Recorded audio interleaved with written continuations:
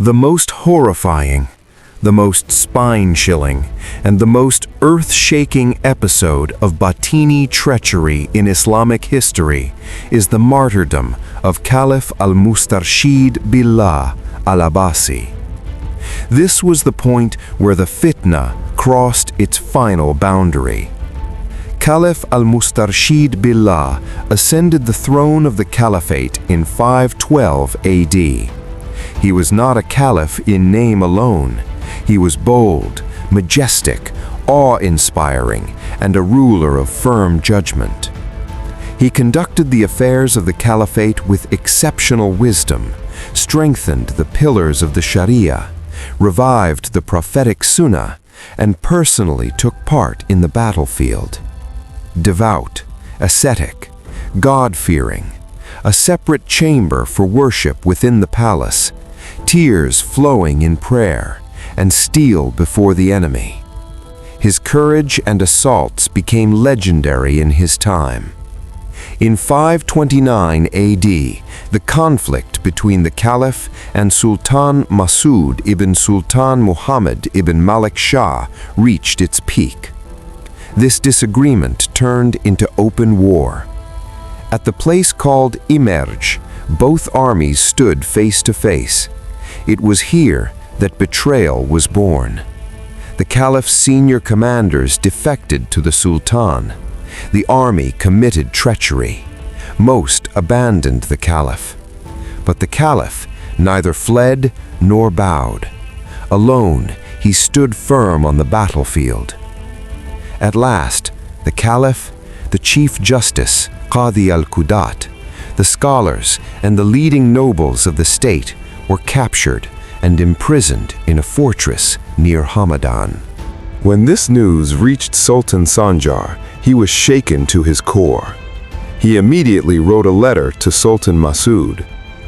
"From the day you imprisoned the Caliph, the realm has fallen into turmoil. Signs from the heavens and the earth have appeared. The Friday sermons have ceased.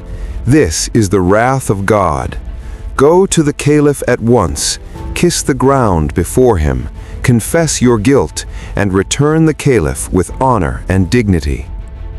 Sultan Masoud immediately went to the Caliph, kissed the ground in service, and begged for forgiveness in tears.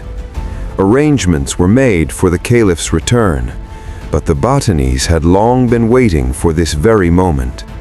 Within the army sent by Sultan Sanjar, 14 to 17 Batini Fidais had secretly infiltrated.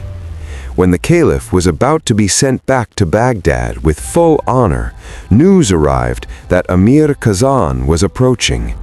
The Caliph delayed his departure to wait for him. That moment became the doorway to death. The Caliph's tent stood apart from the main army. The Batinis stormed into the tent, and from all sides the knives began to strike. The Caliph was martyred. He was not merely killed. His nose and ears were cut off, his body left naked.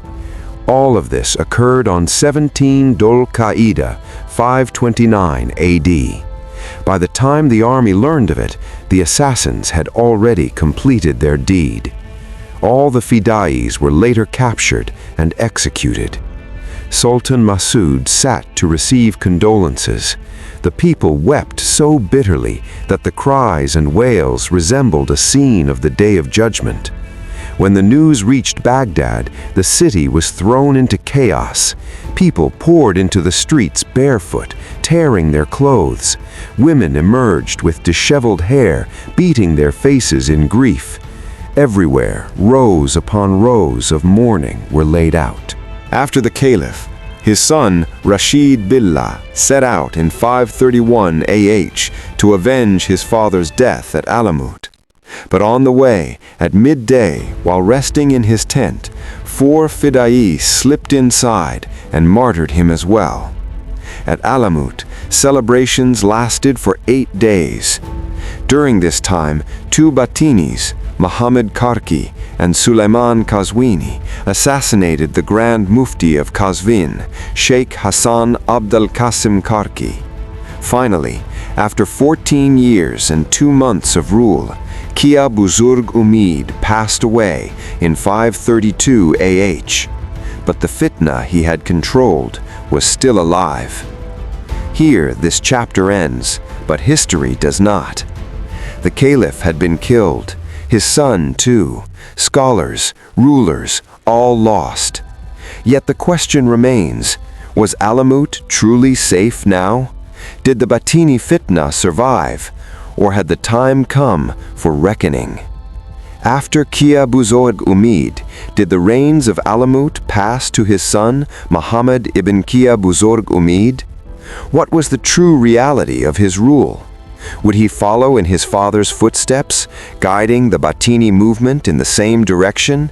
Or would the fitna take a new, even more dangerous turn? Stay with us, for now begins the story of the second heir of Alamut.